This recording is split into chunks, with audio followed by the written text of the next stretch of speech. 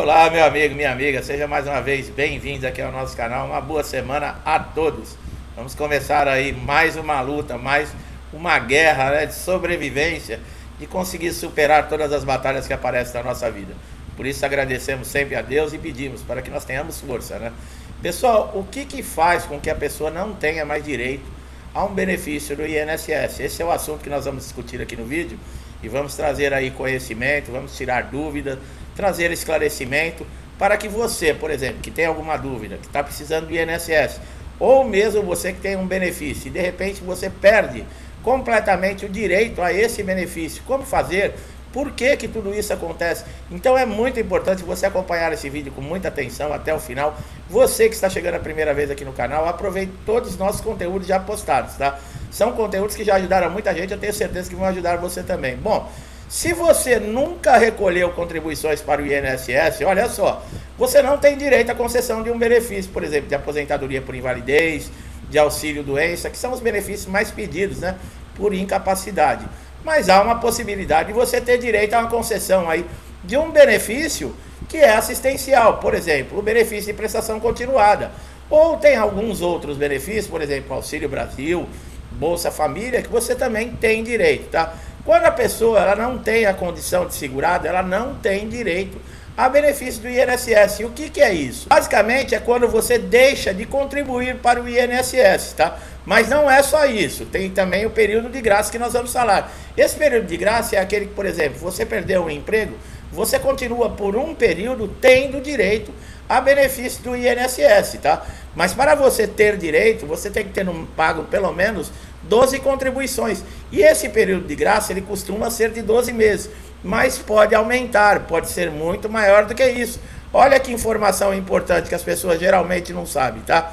Os segurados, ó, que se encaixam obrigatoriamente em situações simultâneas, tem período de graça que pode chegar até 36 meses. Olha que coisa, 3 anos de período de graça. Vocês sabiam que isso é possível? Sim, mas para isso é necessário que você tenha pago, por exemplo, 120 contribuições ou mais, tá? Sem perder a qualidade de segurado. E outra, você tem que comprovar que o desemprego que você está passando, ele é involuntário. Porque como nós falamos, o período de graça é aquele período que você perde o emprego de uma empresa e por um período você continua aí, em média, né, 12 meses. Se acontecer algum acidente com você ou você contrair uma doença e você não voltou a contribuir com o INSS, não conseguiu arrumar um trabalho, você tem direito ao benefício. Mas muita gente não sabe que poderia chegar aí até 36 meses. Olha só, e o BPC é aquilo, né? É um dos benefícios assistenciais para famílias de baixa renda. O valor atual é o de um salário mínimo, tá? Acho que é 1.302. Existem duas categorias, tá, de BPC. Pessoas com deficiência, sem idade mínima e a partir de 65 anos de idade. Essas são aquelas pessoas que não contribuíram tempo suficiente e que nunca vão conseguir uma aposentadoria, por exemplo, por tempo de contribuição, que exige, né? Mesmo depois da reforma da Previdência, exige uma quantidade mínima de anos de contribuição. Então essas pessoas, para não ficarem sem nenhum benefício e terem uma ajuda assistencial para manter a família, para manter o seu sustento, coisas básicas, existe o benefício de prestação continuada, tá? Mesmo para aquelas pessoas que nunca contribuíram. Essas que completam 65 anos têm direito. Agora tem alguns requisitos, né? Você tem que estar inscrito no CadÚnico. O que é? Esse CadÚnico é um cadastro que é feito para você ter direito a receber benefícios assistenciais do governo. Aonde é feito isso? No CRAS da sua cidade. Basta você procurar. É necessário ir uma pessoa que seja responsável da família, maior de idade, levar toda a documentação, porque tudo vai ser verificado, tá? Para ter direito, por exemplo, a renda per capita, quer dizer, por pessoa dentro da família, não pode passar de 1/4 de um salário mínimo. Você vai dividir um salário mínimo em 4, vai dar X, vai dar hoje uma média de quase R$300, quer dizer, cada pessoa não pode ultrapassar essa média, aí tem direito, tá? Caso você já tenha feito o CadÚnico e ainda não esteja recebendo o BPC, liga no INSS da Previdência Social e marque para você ter um atendimento presencial em alguma agência. Lembrando, todos os detalhes e informações que você passar vão ser confirmados através de uma visita social, tá? Então não adianta querer mentir, não adianta querer falar que não tem renda e tem. Se a renda A é superior, mas para mim receber eu vou falar que a renda é menor. Não adianta, porque tudo isso é comprovado, tá? Agora, diferentemente, né, dos benefícios, por exemplo, de incapacidade, como nós falamos, aposentadoria por invalidez e o auxílio doença, esses são benefícios básicos para aquele segurado que perdeu a capacidade, por exemplo, temporária ou mesmo permanente de continuar exercendo a sua função e vai precisar passar um período afastado. O que faz com que esse segurado, muitas vezes, ele perca o direito ao benefício, são as perícias médicas que são aí sempre convocadas, né? Todo segurado geralmente é convocado, principalmente aqueles que têm, por exemplo, uma incapacidade temporária, que é do auxílio doença, são convocados direto para pente fino. Aposentados por invalidez também podem ser chamados, tá, pessoal? Nós já falamos que isso é um absurdo, né?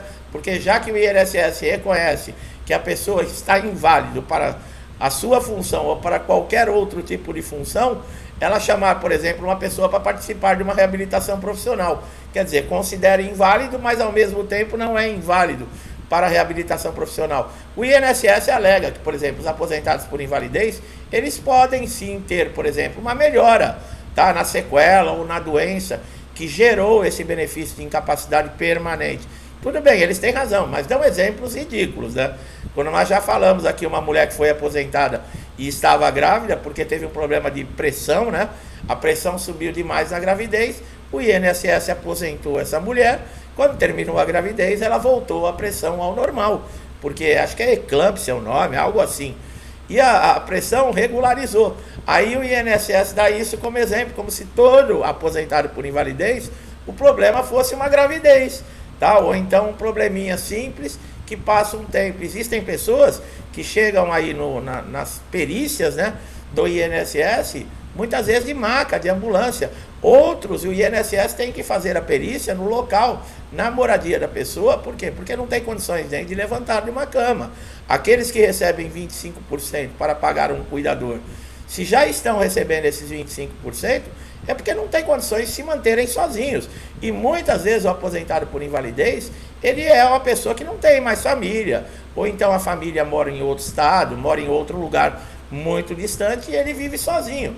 Então não há condições. E outra, muitos anos a pessoa fica afastada, por exemplo, aposentada por invalidez. De repente, se ela perde o benefício, como você vai inserir uma pessoa dessa dentro do mercado de trabalho? O INSS, as pessoas que trabalham dentro do INSS como um próprio perito, tem que ter condições psicológicas, né? Não precisa ser formado em psicologia para avaliar uma situação como essa. E não é isso que nós vemos, né? Não é à toa que existe uma lei aí que protege, por exemplo, aposentados que já alcançaram 60 anos, né? Aposentados por invalidez, que chegaram a 60 anos. Aqueles que têm 55 anos e recebem o benefício há mais de 15 anos, esses não são convocados, por exemplo, para perícia e para revisão. Por quê? Uma pessoa que já fez 55 anos, que está afastado há mais de 15 anos aposentado por invalidez, se ela perde o benefício, de que maneira uma pessoa dessa vai retornar ao mercado de trabalho? Primeiro, que as empresas, quando pegarem, por exemplo, a carteira de trabalho dessa pessoa, vão ver lá 15 anos de afastamento. E aí? E muitas vezes a pessoa está empregada, só que quando volta para a empresa, ela tem uma estabilidade de 1 ano. Após isso, pode ser rescindido o contrato. E como é que faz? E essa pessoa sai, recebe seus direitos, mas todo mundo tem gasto, todo mundo tem dívidas. E depois, para retornar ao mercado de trabalho, se não tiver ninguém, por exemplo, para ajudar o sustento da casa, vai lá bater palma de novo no INSS para conseguir novamente um direito que não era para lhe ser tirado, e ele vai ter que entrar na justiça, vai ter que começar tudo de novo. Quer dizer, e mesmo assim, um processo judicial, nós sempre falamos que é muito longo, demora aí no mínimo 2 anos, é necessário fazer comprovação ainda da incapacidade, tem que ter uma documentação totalmente atualizada. Quer dizer, são coisas que acontecem todos os dias dentro do INSS. O segurado de auxílio doença, ele também não tem segurança nenhuma. Por quê? Pagou o INSS por um bom período para ter direito a um benefício.